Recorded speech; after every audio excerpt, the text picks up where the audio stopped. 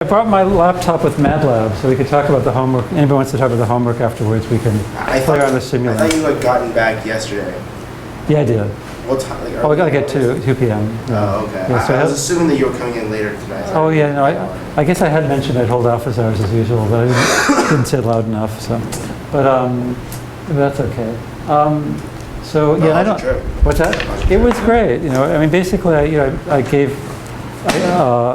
I basically had a big poster which summarized homework assignment, the latest homework assignment. And I hung out with an RPE director and found out a lot about what's going on with, well, I can't say much actually, but there's a lot going on with this sort of thing. So with test projects on virtual storage or real storage to manage volatility. A lot of interest in funding projects and all that. And I'm involved in some of them, so I got some good news and some bad news. So, yeah. And it's really funny. I mean, this frequency. I wish I had it up here. Maybe I should. You know, it's really. I mean, I should maybe emphasize this. So.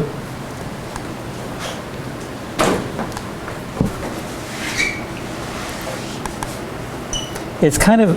So I mean, I mentioned this last time, but it's sort of freaky.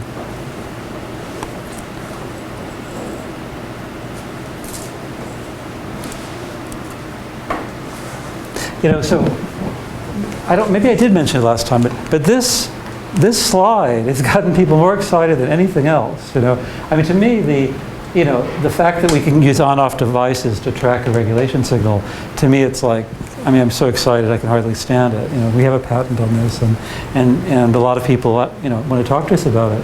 But this thing is what got a lot of people really excited in industry. You know, and you know, just this way of thinking about managing resources. I mean, I have a feeling the power community doesn't think in the frequency domain.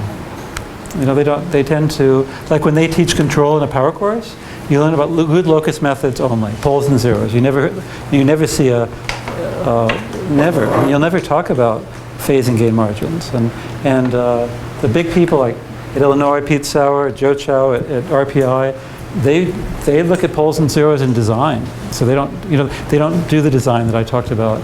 And I've joked with them that they're wrong in the past. And you know, because I think you get much more intuition from the frequency domain than poles and zeros. You know, because you can think a system's really complex, and the Darts-Bode plot, it's trivial. You know. But anyway, I think that's the origin. But I mean, I just want to mention that this plot is considered revolutionary to Schneider Electric and FP&L. So, you know, I mean, and people next era. Maybe not everybody, because it depends on how you've been trained. But I don't know. It's not in any books, but a lot of people in industry find this very exciting. And of course, but I mean, anybody in control would say, "What are you kidding?" I mean, it's trivial. You know, it just depends on your background and where you're coming from. I mean, the whole point is that this idea that different resources are distinguished by frequency is something fairly new. You know, I mean that batteries are really good at higher frequency regulation over here and really crappy over here, because you have to have massive batteries if you're going to do low frequency regulation. And that's, you know, batteries haven't been taken seriously until a few years ago. So that's why some of these concepts like this, you wouldn't find in a book, even though it's sort of obvious that the frequency decomposition of resources makes sense. Okay? So yeah, this was a big thing in my poster, and it got the most attention, even though it has the least scientific content.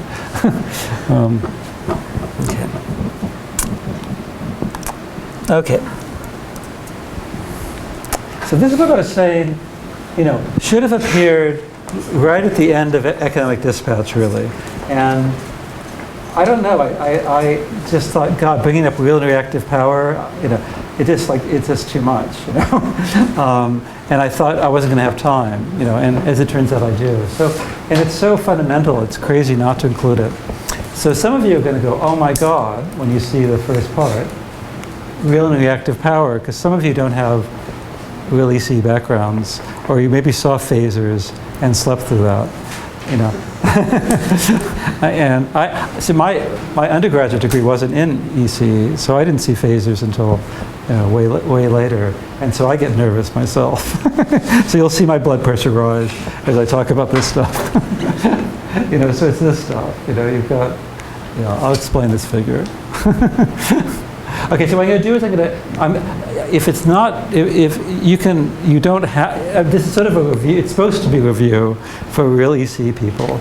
And if it's not, I'll go through slowly, and it's really simple. There's nothing to it.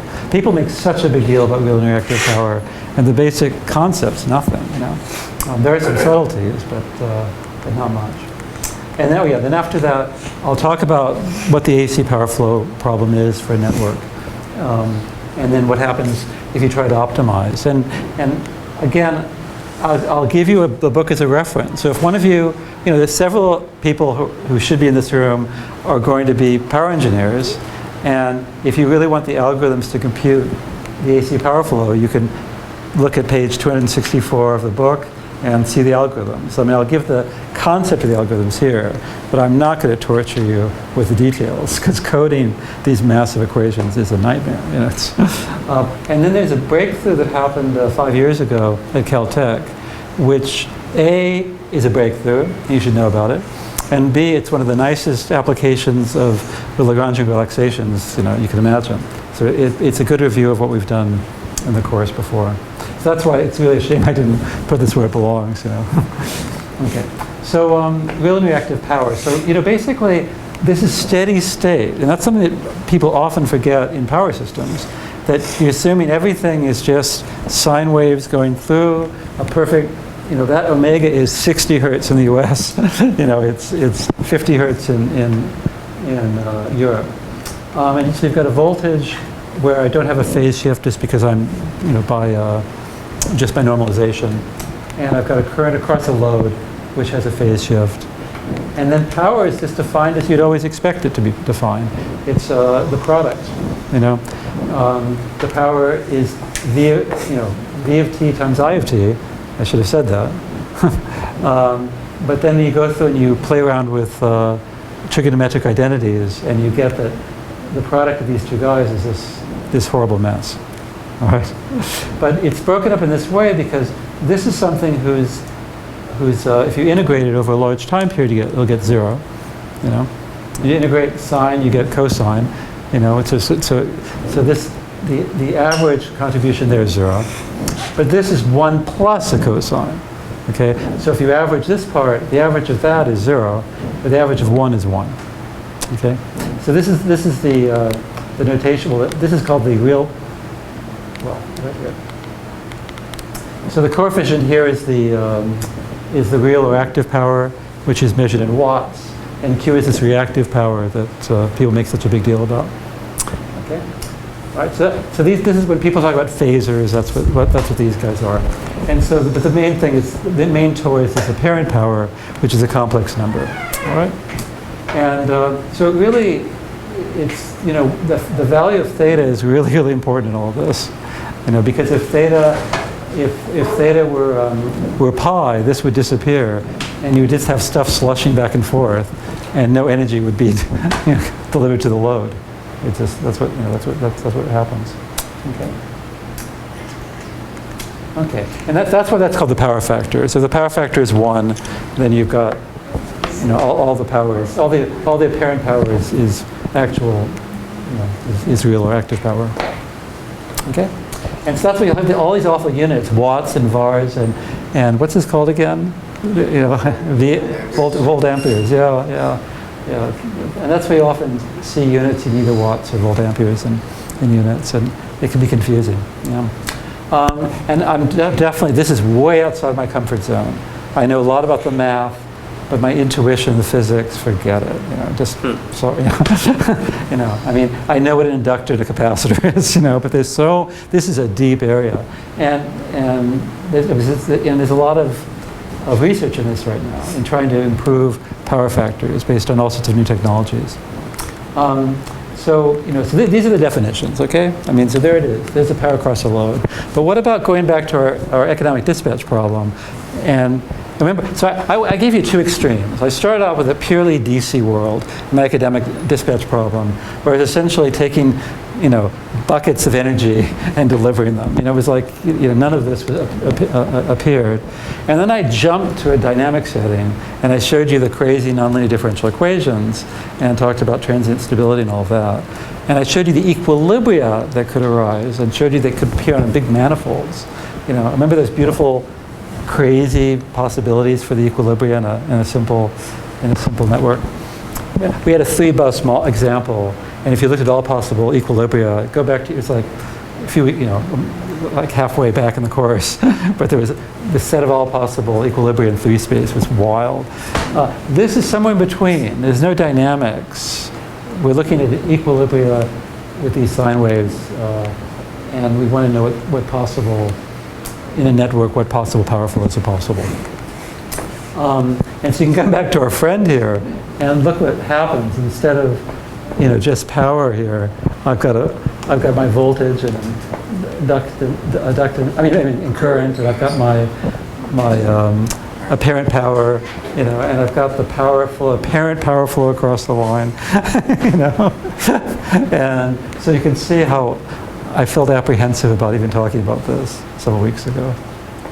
All right, so let's step through this. And I won't do the calculations. I'll just go through and let's step through what's involved and see how ugly this is.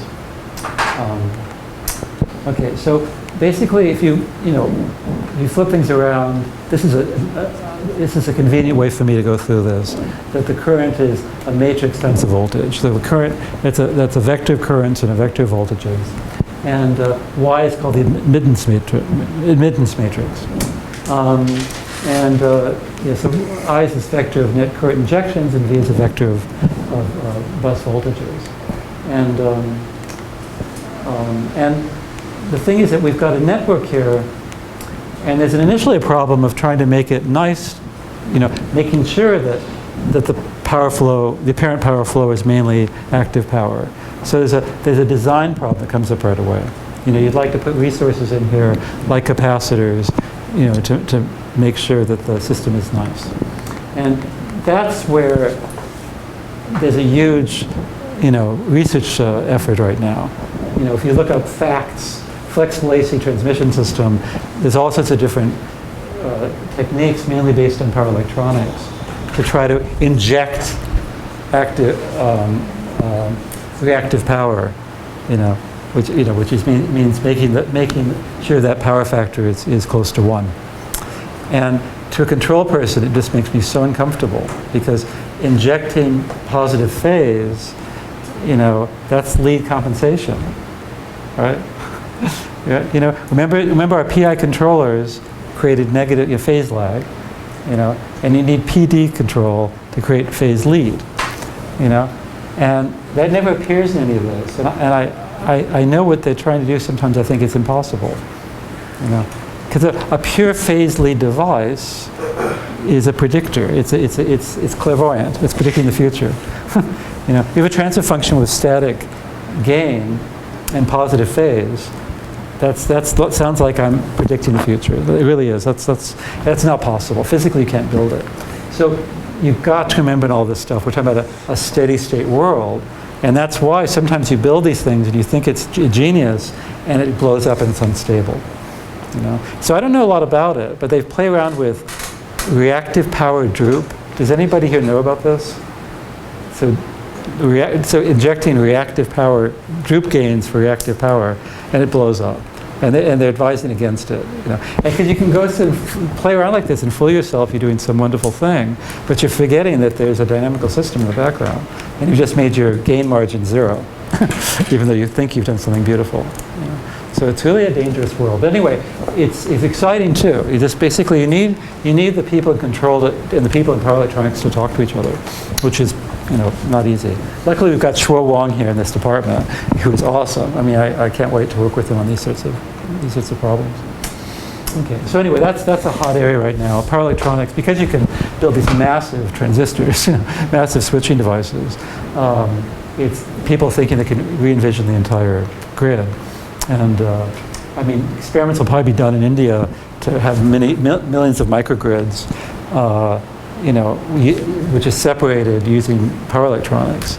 It's going to be really exciting to see that happen. So I know that's going on. Okay, so let's look at our old friend here, and how you would actually play with this, with what we're talking about here. We have, this apparent power flow here is going to be a voltage times the current across this line. But now these are complex voltages and currents. Because we've got this phasor notation. And basically, in general, though, for a network, each bus we'd have a voltage, and we'd have a current injection of that bus. We'd have this admittance matrix I mentioned before, and as I said, I equals YV. And we'd have apparent power injection for each generator, apparent power demand. We'd have to take all that into account. So that's where we'd have to know the dynamics of the loads. Are they inductive loads? And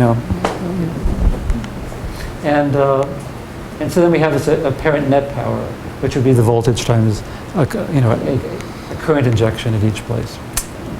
All right. And then we have these equations. On each link, the apparent power flow is going to be a product of this form, voltage times current.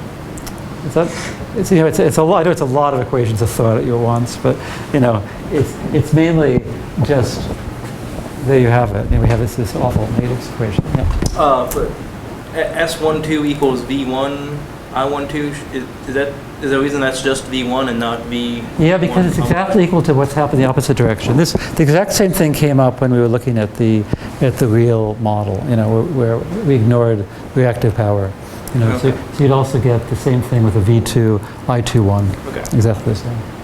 Yeah. And so we get this, and the fact that we get these products like this makes things really, really ugly. I mean, so ugly, it looks so impossible.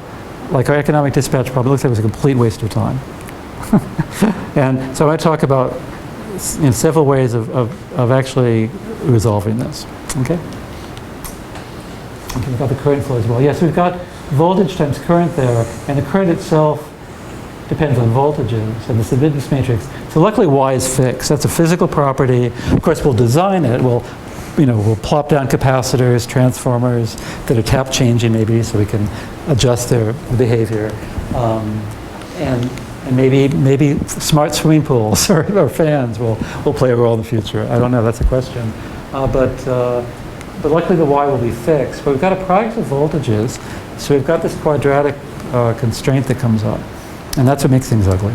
But here we're assuming the voltage will maintain a constant level across the grid, right? Yeah, between yeah. the two generations. That's right. It's going to be constant, but still, we're trying to allocate resources. Because the S is going to be V1 in most of the cases, multiplied by the current corresponding to the area with the 1 and 2. So. Yeah, the V will be, we're doing a sort of static analysis, so V is constant. It represents the voltage, a sinusoidal voltage. Yeah. But still we're going to have, if we want to redo the economic dispatch problem, we're going to end up having quadratic constraints, as I'm about to show you. And forget it then, we're dead. So this has been a major problem in power systems. And so this is just repeating what I just said, so nothing new here.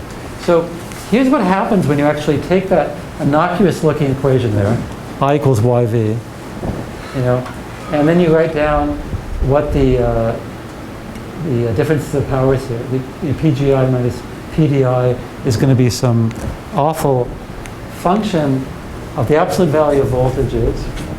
Okay, those are variables in our economic dispatch problem. The deltas here are the delta. Where are you? Where's delta? Did I give you the definition? It's the phase angle. Did I miss something? So right there in the bottom, yeah. So delta is the phase angle for the voltage, and these are the complex voltages. So delta is just that phase, the phase for that voltage. And so I've got a sign of variables in my optimization problem, and I've also got a product. So imagine the complexity of this horrible. Imagine anything more non-convex than that. It just seems hopeless. And And especially it's bad with these markets. You know, you've got to solve these economic dispatch problems every 5 minutes, and they've got a non-convex problem they're trying to solve. So it's a bit. It looks like a nightmare. So here's what the constraints in our economic dispatch problem would look like. You know, we'd have the sum of apparent powers would be the apparent power demand. That's a linear constraint. That's nice. We'd have that the power is constrained between, you know, the generators have power constraints and the real power, upper and lower limits. The voltage is also going to be constrained, you know, and for lots of dynamical reasons that I am not an expert on, and it's not part of this course. You'd have to take, you know, Braitis' second course in power systems to learn about that.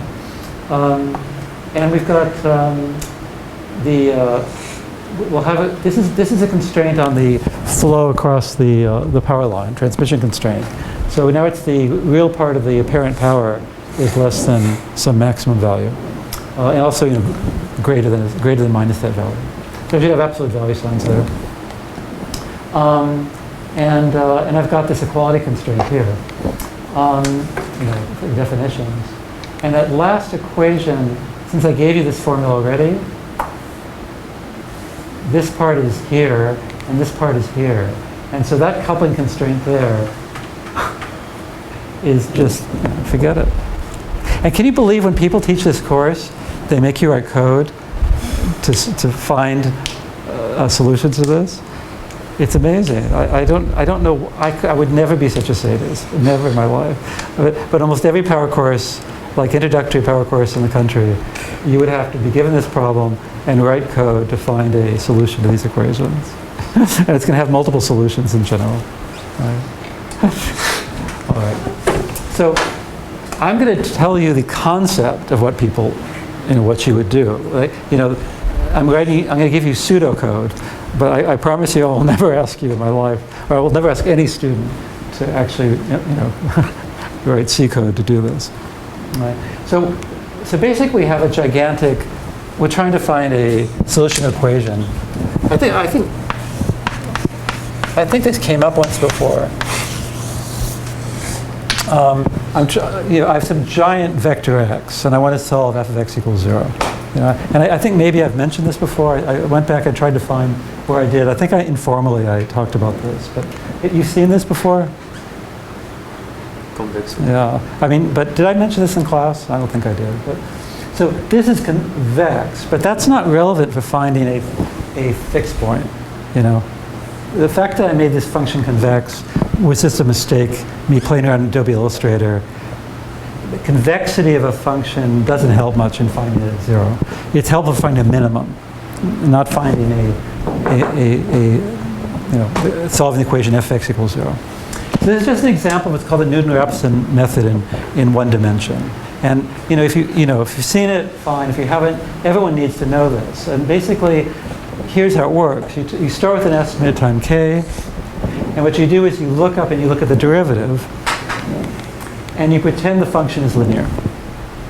You know, so you basically look at a linear approximation, and you can easily solve that equation. It's a linear equation, and that gives you your f(0). You know, so it's just you pretend over and over again, and you do it again. At this point here, you go up, you pretend the function's linear, and you solve the linear equation, and you keep doing this, and you get very, very fast convergence. That's known.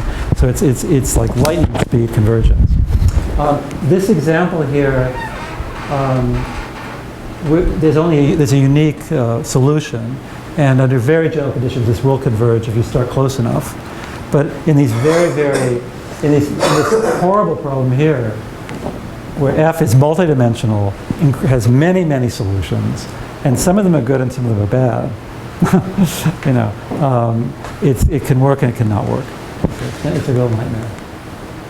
And so so there's the actual algorithm. It's, you know, very, very simple, because that's the solution. I mean, that k+1. Once you define this linear equation and solve it, you get this. In this multidimensional case, the derivative will be a matrix, because f takes vectors to vectors. So its derivative is the matrix of partial derivatives. And so this is a matrix inverse times a vector. And if that's not invertible, you know, you're in trouble. You'll have to jump a little bit. Maybe you're at a local minimum, in which case it will be 0. But if not, you'll have to fool around and you can keep going. All right? So it's very, very fast to one solution of this equation. And back in, I mean,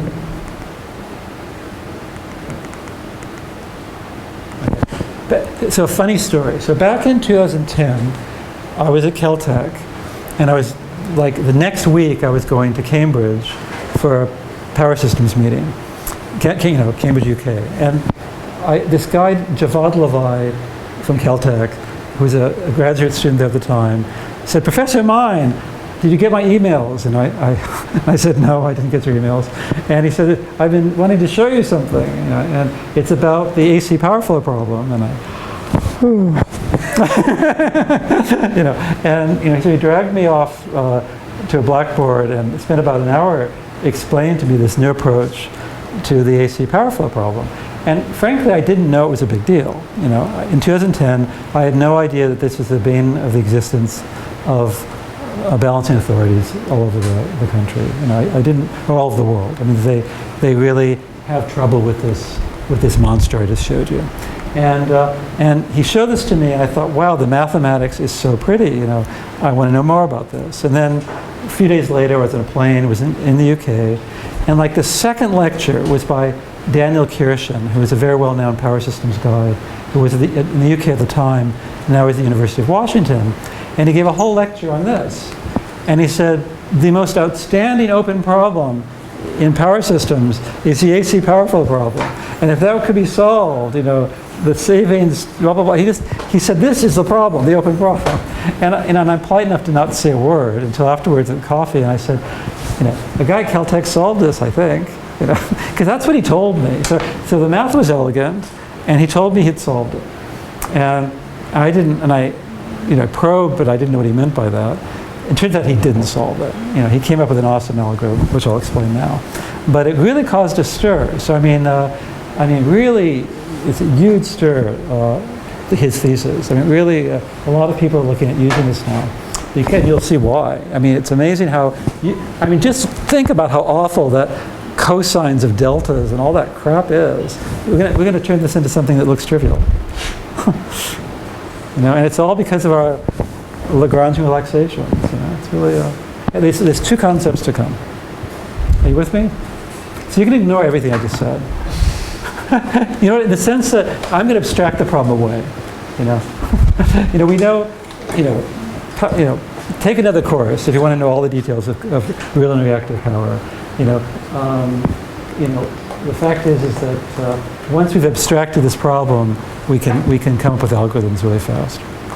Okay. So basically, I wanted to show you how we could actually.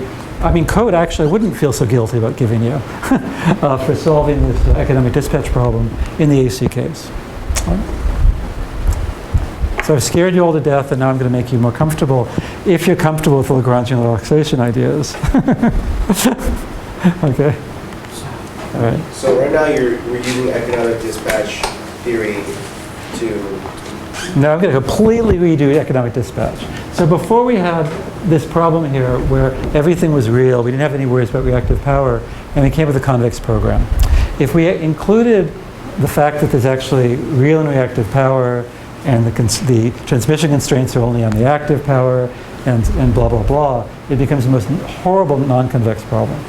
So the constraints here just become a complete nightmare. But we can reformulate the problem so it's convex and solve it, sort of. And I'll explain. Okay? Yeah. It won't be a nice linear program or quadratic program like we had. Well, it will. I mean, it'll be pretty nice. We'll see.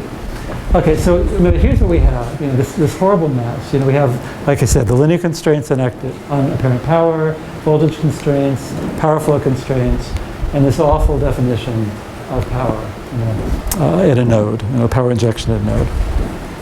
And those are all of our constraints. And you know, there are many, many solutions to these constraints. You know, and we want to get the one that has the least cost. All right? So you could use Newton-Raphson. Okay, you could look at the Lagrangian relaxation. You could use Newton-Raphson, and it would converge to a local minimum. and sometimes it would do really well, and sometimes it wouldn't. And that's what's done today. So the way this is done today is some version of Newton-Raphson, or linearization, another approach which I believe I will talk about on Tuesday, if any of you show up. I hope you do. I'll find a way to entice you. I'll bring something. So remember all of this. So these are the things that you would use Newton-Raphson. You get a Lagrangian relaxation to put this up in the objective function, and then you would do what I just showed you, to find a stationary point, because this would be a derivative of, So here's the genius that's done a lot. So Javad Levi at Caltech was not the first person to do this sort of thing. So we had a variable which is V. Let's throw it away and replace it by a matrix W. Now, there's why do this? It's because of the fact that we get products of voltages all over the place. That I can be expressed in terms of V, so we get products of V's all over the place. So quadratic constraints are all over the place. So it's natural to put all the quadratics in one variable. Okay? All right, you with me there? So basically, take Wik as a variable instead of Vi and Vk separately. All right? Also, it's a theme in optimization that sometimes you have a problem that looks impossibly hard, and you make it more complex. You make the dimension larger, and it becomes trivial. It happens over and over and over again. It's a strange thing. You embed your problem in a high-dimensional space, it becomes trivial. It's like computer scientists love this. It happens all the time. And so that's what's happening here. V is in Rn, and now I've exploded my problem into Rn squared, so a much higher dimension. Okay, so we had a constraint here on the voltage that can be mapped to a constraint on W, which is linear. So this is a nonlinear constraint with the absolute value. So if I square it, it's still nonlinear, But that's a linear constraint on W. I have this, like I said before, the V times I that came up before is a quadratic, quadratic in V, but it's perfectly linear in W.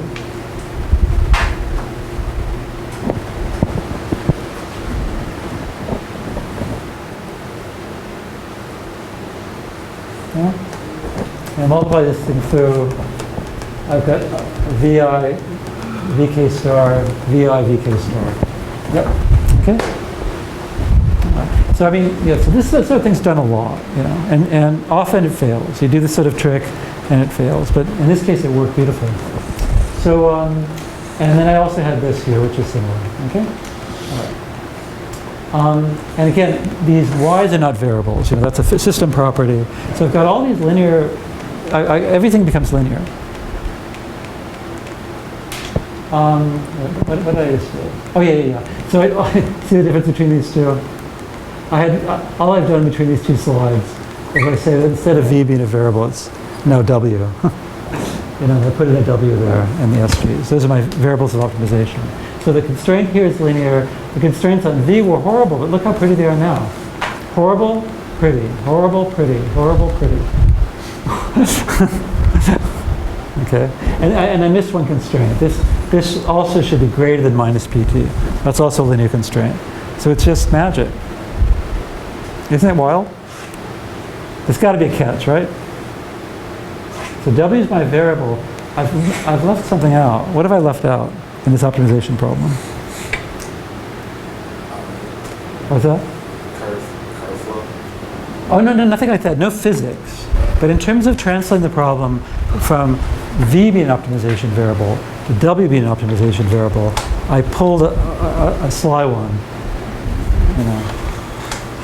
Why can't I just make you solve that and you're done?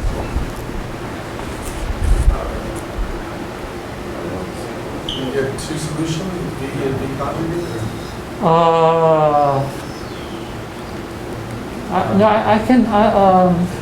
I can extract V from W. Yeah. It's a good question, but I how do I say this?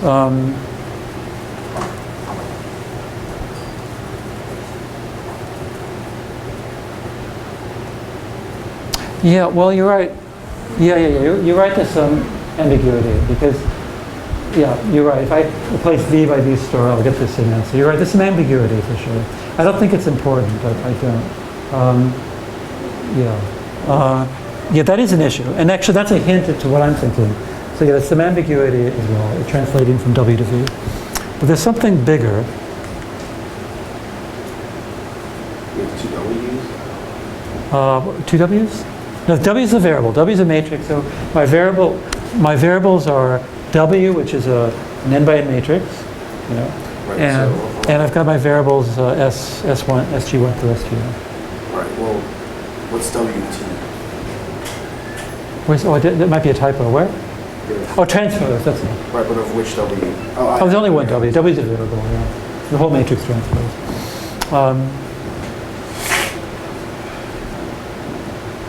Quick question. Yeah. Are V magnitudes or V the complex voltages. So it's that was buried under the rug a little bit. Yeah, V's are the complex voltages. So V is, yeah. I think I didn't. I sort of didn't. I should have said that loudly.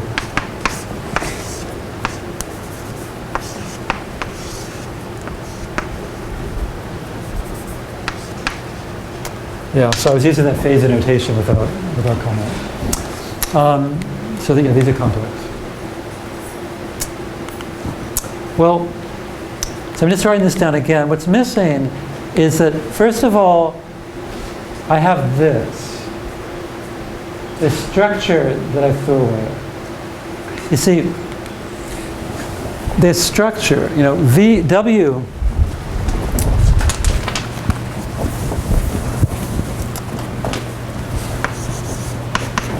W is equal to VV star in vector notation.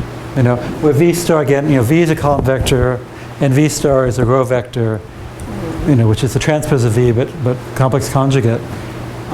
If you perform the rank command in MATLAB, you get 1. Okay.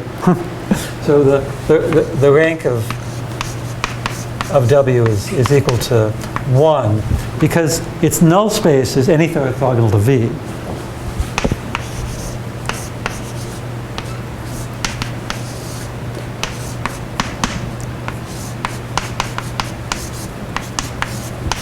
You know, there's a single, the vector space, the null space is n minus 1 dimensional, which means the rank is 1 dimensional. Okay, so that's one property of W, is that its rank is equal to 1. Okay, and it's the second property is that and second property is it's positive, it's symmetric and positive semi-definite.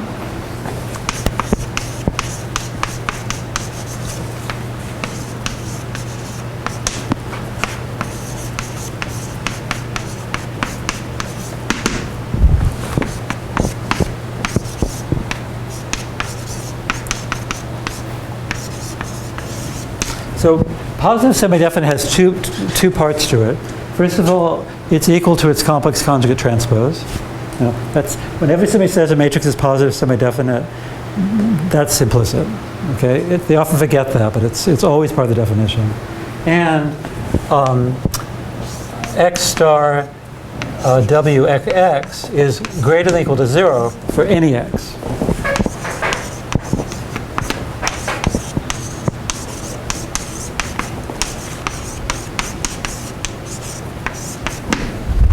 Okay, there's a star that's hard to see.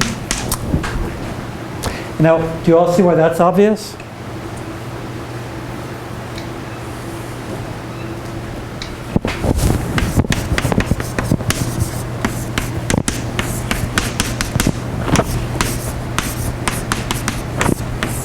Do you all see why that's obvious? Yeah. So that's just the dot product. You know, it's just it's the dot product squared. If you like, that is a complex number, and multiply those two together, I get its complex conjugate. All right. So it turns out that these two properties are exactly equivalent to this. So a matrix that's rank 1 and positive semi-definite is the same as saying it can be expressed VV star for some vector V. Okay, where you're right, the vector V is obviously not unique, because I could, not V star, because, no, wait a second, no, I take it back. You're wrong. No, you said that, no, it's unique. Yeah. Of course it's unique. No, it's unique. It's unique, because we know the range space of W, and then we can, so we know, yeah, it's unique. So I take it back. That was, erase that, we'll have to edit the video. I'm not wrong. No, but it's a good question to ask for sure, but this is definitely, given W, I know V uniquely for sure. And so the thing is that this is what Javad used in place of this structure, because if you put this in as a constraint, you're dead. You've got W being of this form is a horrible non-convex constraint. Yeah. So there it is. Where'd it go? Yeah, there it is. So those two things are those two things there. Now, would I send you off with MATLAB to solve this problem?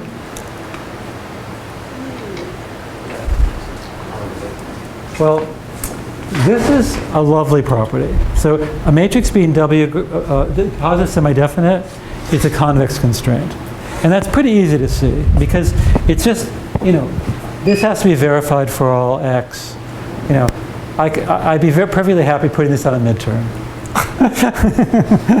Prove that the positive semi-definiteness is a convex constraint. You really could, you could do this in your sleep, I promise you. Maybe I will. Maybe I'll put it on the exam. So that's a beautiful convex constraint. And it was a big deal in control back in the 80s, because there were a lot of really hard control problems that needed computational tools. And it turned out solving, convex problems like this, where one of the constraints is a matrix constraint, a positive semi-definite constraint. It's called a semi-definite program. Right? That's the name for it. There's a name for these kinds of problems. So, but is that convex? Yes.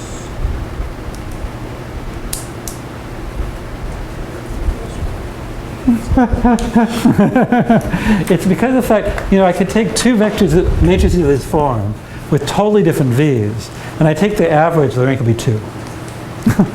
If I take the average of 3, I'll get a rank 3. If you give me, 5 linearly independent vectors V, and I average the 5, I'll get a rank 5 matrix. So that is the most horribly non-convex constraint you can imagine. It's death. So it's over. We're dead. When we've talked about convexity of fours, convexity of functions. Yeah, that's a function. Ranks. Yeah, well, already. The thing is that, it's discrete valued, so it can't be convex. That's a good point. rank can only take on values 1, 0, 1, 2, 3 up to n.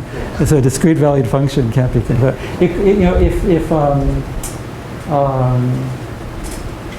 If the set of rank 1 matrices was a convex set, then it would be fine. You just say W is in the convex space of rank 1 matrices.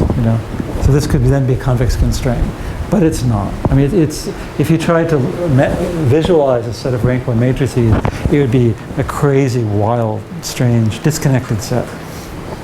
So death, right?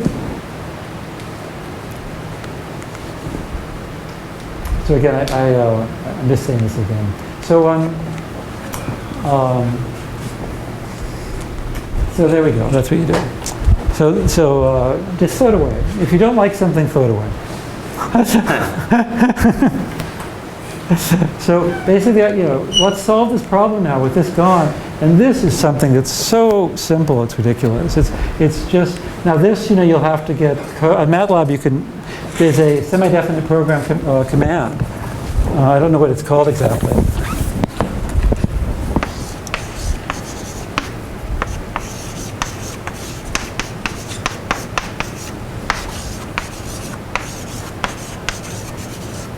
So just before we had a convex program or a linear program, a few keystrokes and you're done. With this problem, done in a few keystrokes.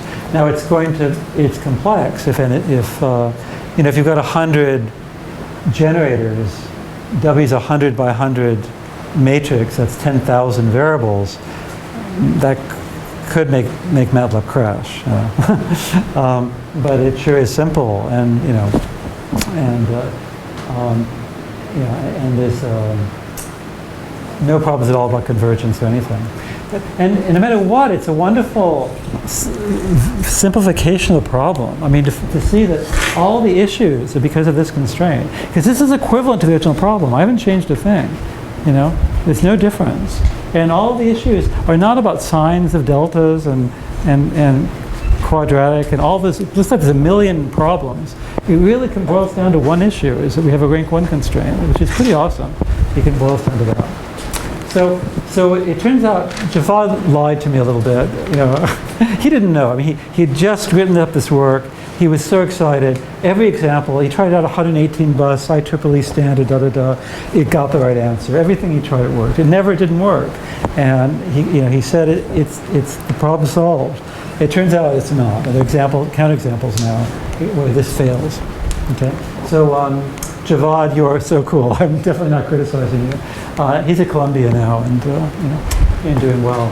But so this is what you would do then. So again, when you solve this, what happens? What Javad found in all of his examples, it was rank 1. So we went through, and Stephen Boyd at Stanford has code available as well for solving this, and plug it into his software, wham, you get an answer. And every time he tried out, it was rank 1. I think he maybe cooked up some non-physical examples, but where you had power, factors of near 0, or something really bad. But what's amazing as well is that the dual of this. So every convex program has a dual. Remember, and you can compute the dual, and it's the dual of the original economic dispatch problem, the horrible thing we saw before. So these have the same duals, which is really, really amazing. So remember, any nonlinear program has a dual. So even though the original complex, non-convex economic dispatch problem, even though it's non-convex, it still has a convex dual, right? The dual function always is defined. And it turns out these two have the same dual. And so, It was concave, right? what's that? The dual was concave. The dual is concave. Yeah, well, but a convex program can be concave or convex. Okay. It sometimes fails, so it's a research frontier, but actually not, because it was shown at Berkeley a few years ago that if the network's a tree, if there are no loops, then it's always tight. So if you have a grid that doesn't have any loops, then this always works. David Shea at Berkeley proved that a couple of years ago. And for distribution networks, they're always a tree. they're overlaid trees, So you'll have one tree, and if there's a line outage, you reconfigure it so it's a different tree, and it's always a tree. For transmission networks, it's not. But still, there's some theory now to support why this should work in many examples. So this is being, it will be used in a lot of balancing authorities in the future. We're looking at now. Its only issue is that we have made the problem a higher dimension. But people will come in and find specialized code to make it run. So it's not a big deal. And the fact that this is, you're not really optimizing for the space of all n by n matrices. You want it to be rank 1 in the end. So somehow you've got to push it in that direction to reduce the complexity. I'm sure that's being worked on now. So again, this is a research topic, but it's also a beautiful example of how to use these ideas. And you can see, I intended to make this a shorter lecture. Questions? Isn't that cool? No? Yes? That's only I think so. No, it's just amazing what you can get away with.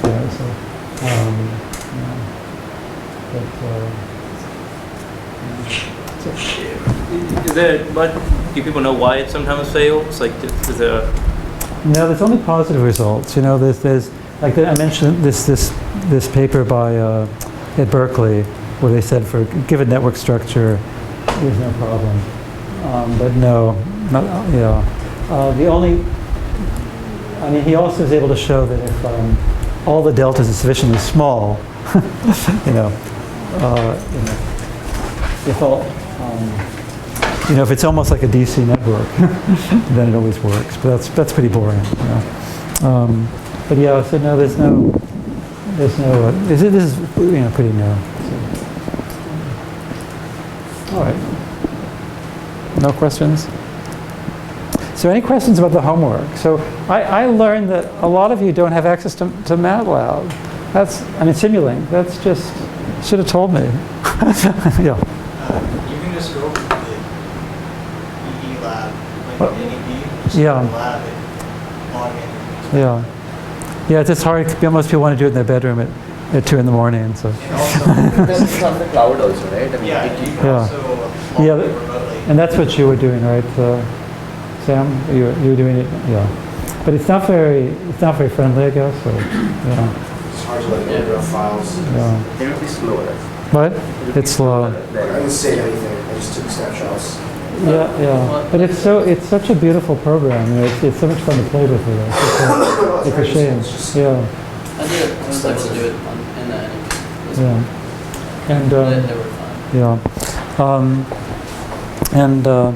yeah, we had a nice talk about it, during office hours. But I mean,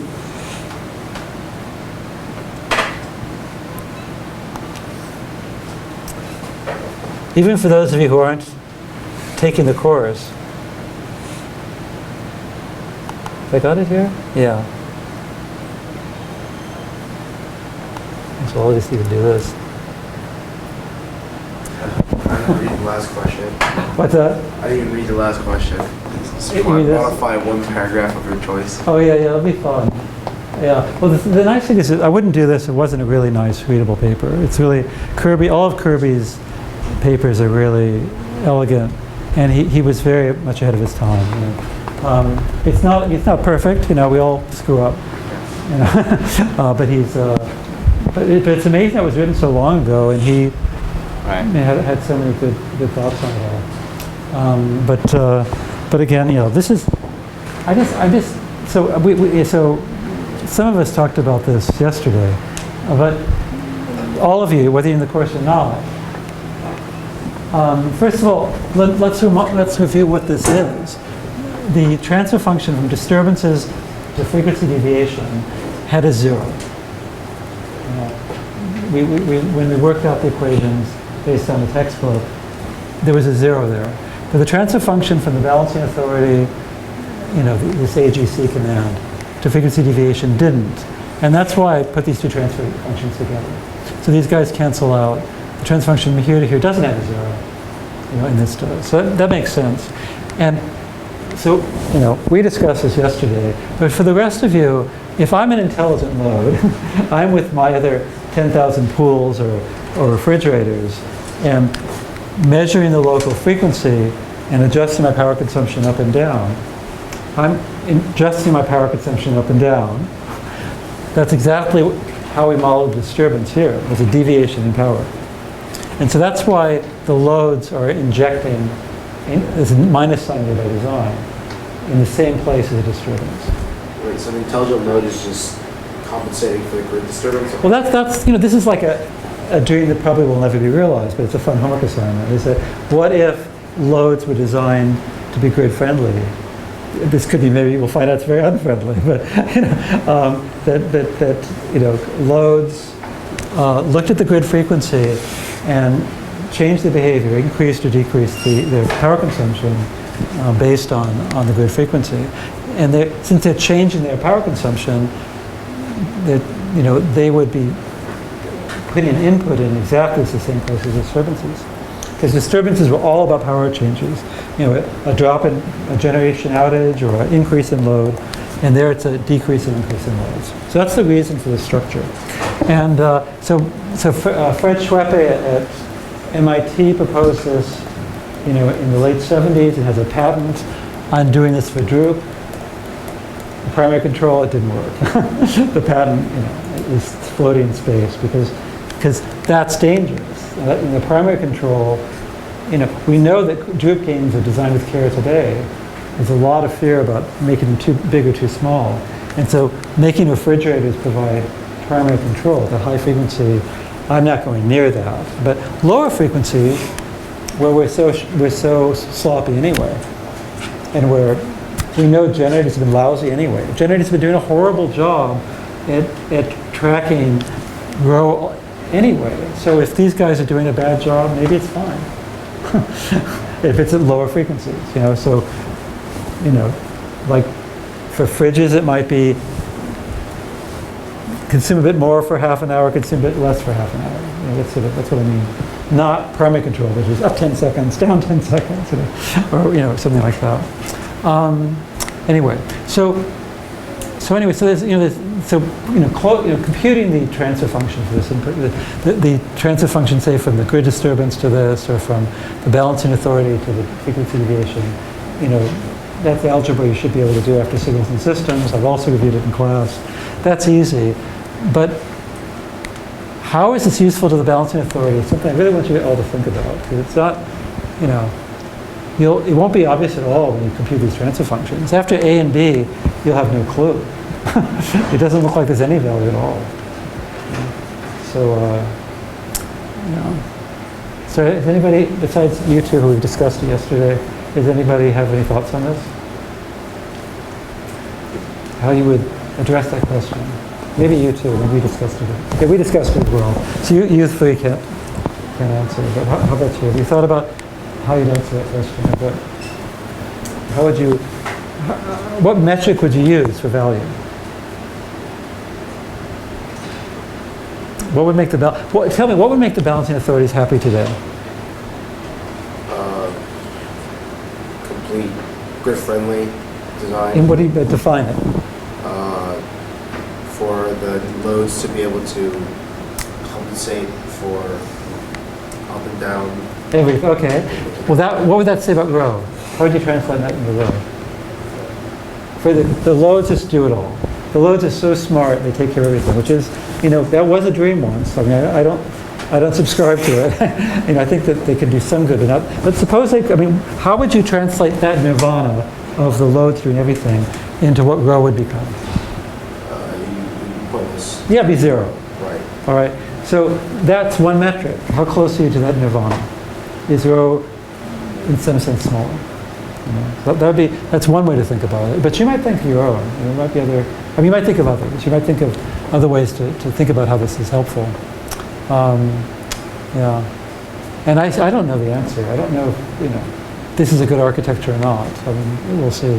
I think it all depends on the frequency range and all sorts of things. So, yeah. But it's fun. Any questions about this? I have a question. Yeah. Part A, you're referring to the resulting transfer function from log T all the Yeah. way to the frequency deviation. Yeah. Now, this transfer function, the Bode plot obtained, could be done through, using the Simulink. There's a million. You can do it any way you for want. Algebra derivation of that Oh, transfer function. I don't because care how you do it. We don't have the exact relation between the grid disturbance versus. Oh no, it's a linear system. No, when you work out transfer functions, there's a separation principle. So.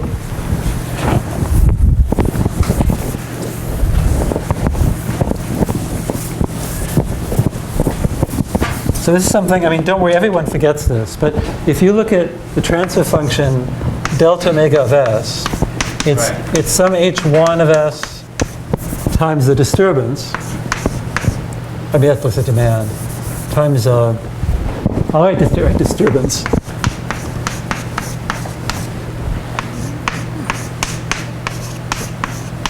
Oh, wait a second. Oh no, we've closed the loop there, I'm sorry. Well, I thought the whole point of the intelligent load loop was to say you can just ignore the grid Yeah. disturbance, right? No. So it's pretty much just like a straight loop. Well, hold on a second.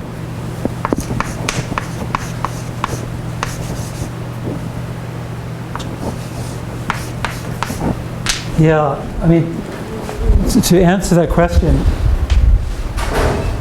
no, actually, I don't even care about that. What am I saying? I don't need all this machinery. Forget it. Forget it. Forget it. Forget it. Remember control. Yeah, Remember, that's what so, no, I'm just, this is ridiculous. We never needed to know anything about the disturbance when we did control design. All we needed to know was to say, hey, there's a lot of energy in this frequency range, so on high gain there. But we don't need to know anything about this. So the transfer function from here to here, you know, that's the loop transfer function from control. But I should not, bother myself with the disturbance. No, right? but that's not part of the control design. So that's something really important to remember. For control design, you've got a loop transfer function, that's all you need. So the loop transfer function you've used in the homework was the product of that and that. But now it's going to be the product of that and this big monster transfer function, you know, which is this feedback, right? Well, You know, and that loop there will modify the transfer function. so without the intelligent load, then we would have to worry about the grid disturbance. No. When you did it in your homework, right? When you did PI control design here, you only need to know the loop transfer function, the product of these two. Remember when I worked out phase margins, gain margins, and Well, when we lecture? had to design and simulate, we had to look at the grid. Oh, no, but that's not the question. Problem A, obtain the Bode plot. You know, from rho to delta W. That's just the first step for control design. Right, well, so if But we're, the question was about problem A. So you know, let's make sure we all understand problem A before we go on. 'Cause so this the is transfer function, you're saying that the grid disturbance is not even considered. well, we never did in our work when we designed. Well, I mean, look- should we have? No. I mean, think about how we do control design. We want a certain bandwidth and crossover frequency and phase margin, and right. That's the transfer function from control input to measurement. That whole transfer function is called the loop transfer function, and it's the only thing you use for design. Right? So he's saying, he's asking where the grid disturbance would be in there, Oh, it's right there, but you don't. It has nothing to do with problem question A. even to create that loop transfer function? Not at all. No. Because it's just, yeah. If I put a sine wave in here, I'll get a sine wave out here, you know, plus some effect from the disturbance, but they're additives. You just pretend the disturbance is zero. Right? It's a linear system, so the response to rho and the response to the disturbances, they add up, and so you can look at them separately. Sure. Yeah. See, That's what I don't yeah. understand how you can just You can't. ignore the It's just linear disturbance. because it's we've been doing it all along. If you look at our control designs, we never had to have a disturbance transfer function ever. It was ignored completely. Well, I thought the reason for that was because you said, you gave us a parameter where the change in power deviation is zero.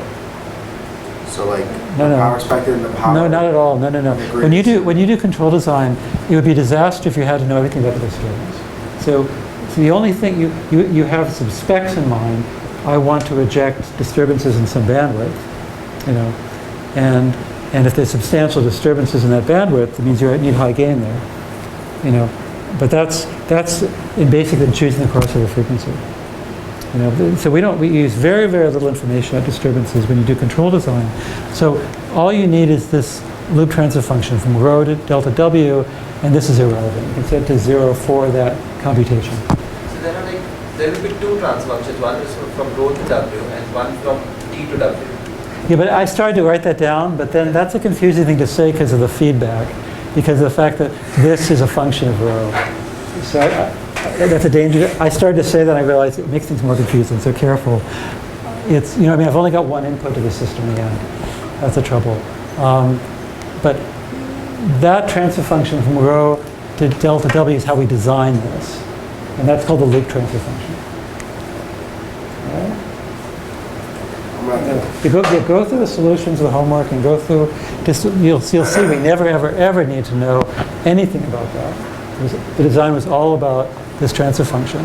And so, you know, these loads are trying to kill off the frequency deviation, and you'll see they do so.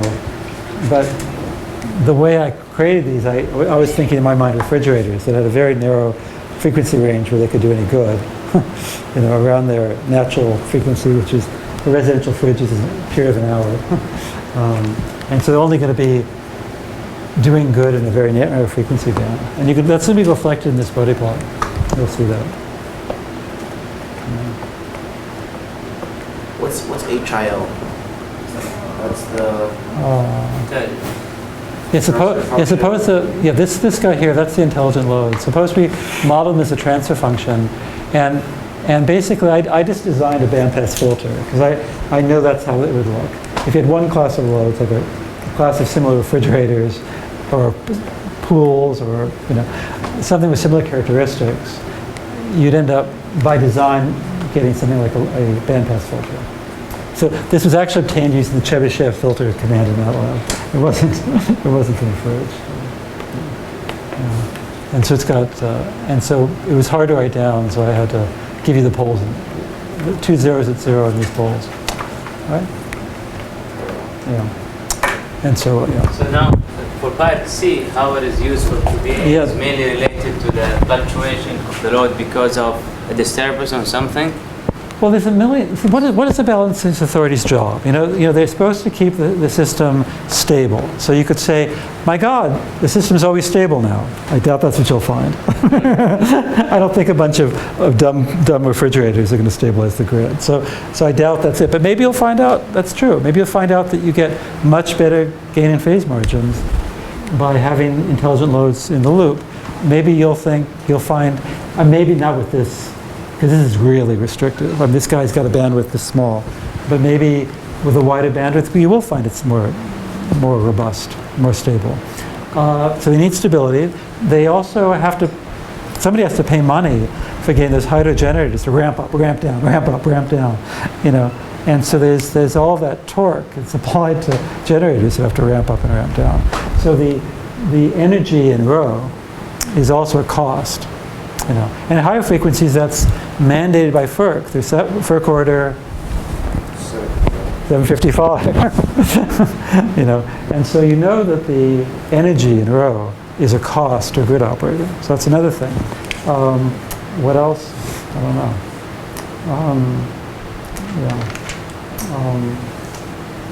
So yeah, but I was hoping, I'm hoping, I've said too much. I was hoping that maybe one of you would think of something I haven't thought of. There might be something else.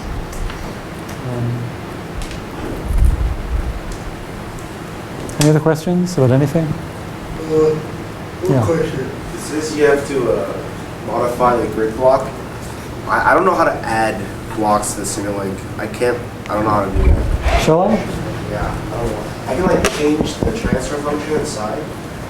That's why I brought this computer, because I thought one of you might ask that.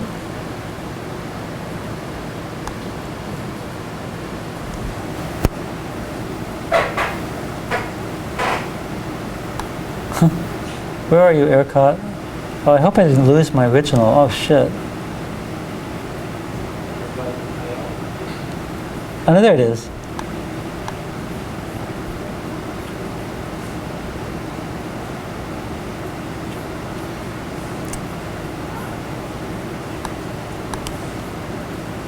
I'm going to hit run just so that it, oh.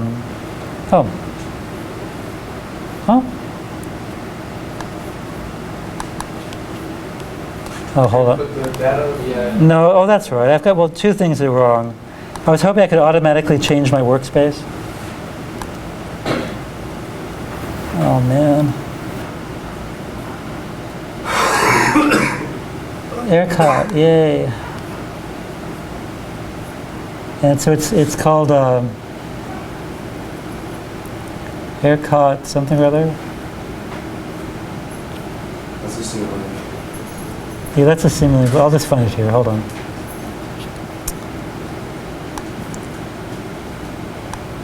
Okay.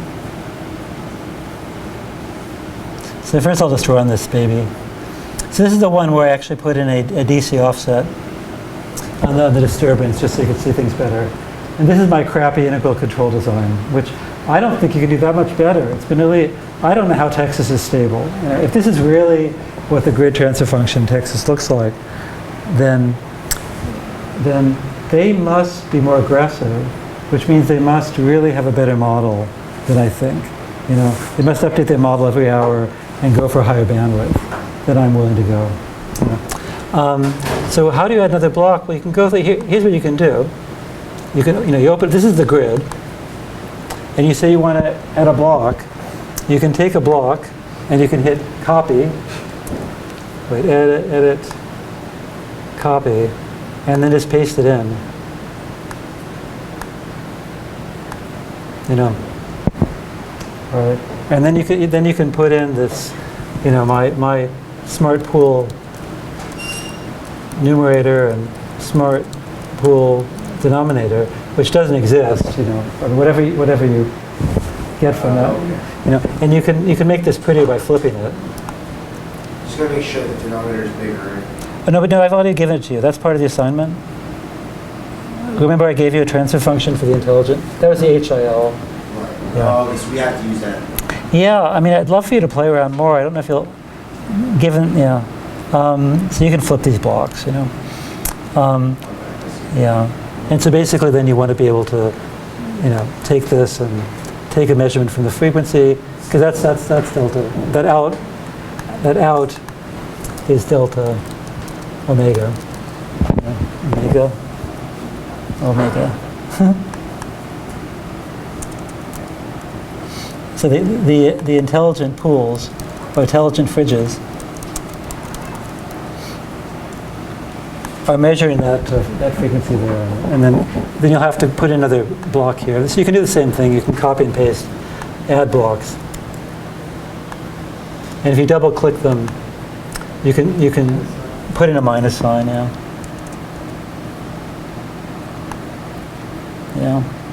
Anyway, and so you can go through and.